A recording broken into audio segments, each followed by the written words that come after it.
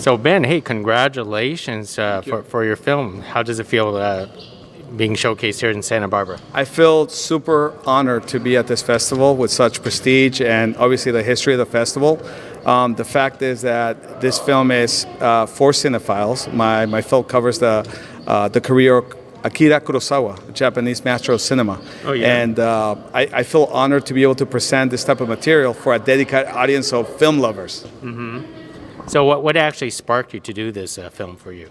Yeah, I wanted to tell the story of how cinema should be preserved, especially masters of cinema and their history and especially like the catalog of films that people might not be exposed to. I mean, you do have folks who watch, Turner Classic Movies and you name it, and they dig deep into the catalogs. But there's, I think, a need for film literacy, especially with people that haven't been exposed to this type of filmmakers such as Kurosawa. I also think that in cities like Santa Barbara, along the coast, there's the demographics have been shifting, and we want to have more people of color not only come to film festivals, learn about them, but also feel proud about the people that are making those films. So in this case, I, and as well as my crew, happens to be very diverse and inclusive behind the scenes. So what was the first Kurosawa film that you experienced with? For me, it was Hidden Fortress. It was like a double feature, Hidden Fortress and Seven Samurai. And it changed my life. How did it change your life?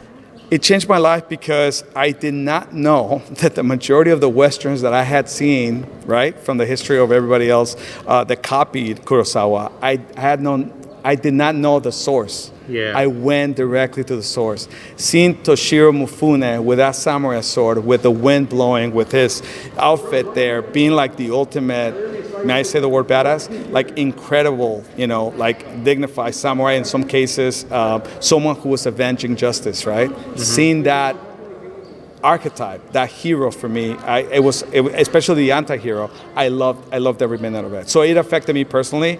Now I realize that when I wanted to be Luke Skywalker and a Jedi, I realized that it's going all the way back to the roots. I was actually wanting to be Toshiro Mifune.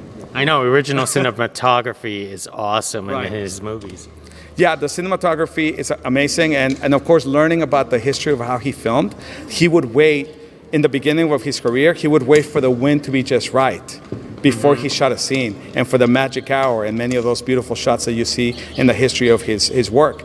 Later on, he was able to afford all those wind machines and all the special effects. Yeah, right. But I just love every detail, the texture. The most important thing about him is that he was also adapting a lot of literature, not just Russian, but Shakespeare's works, and he was adapting it to Japan.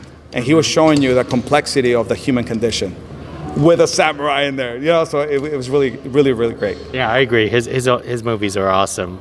But after this documentary, what's next for you?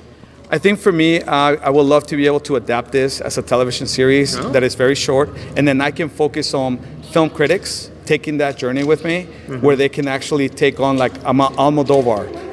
Someone like Emilio El Indio Fernandez, who happens to be a very important Mexican filmmaker. I want to travel the world and capture each of those stories with different cinephiles and filmmakers and interact with the artifacts, the props, the screenplays, and the actual locations, and talk about why they're important to our history of cinema. That is pretty awesome. And one more thing before I let you go is as audiences, obviously, here at Santa Barbara, they watched it, and hopefully more audiences will view your film. What is the one most important take that you hope they walk away with?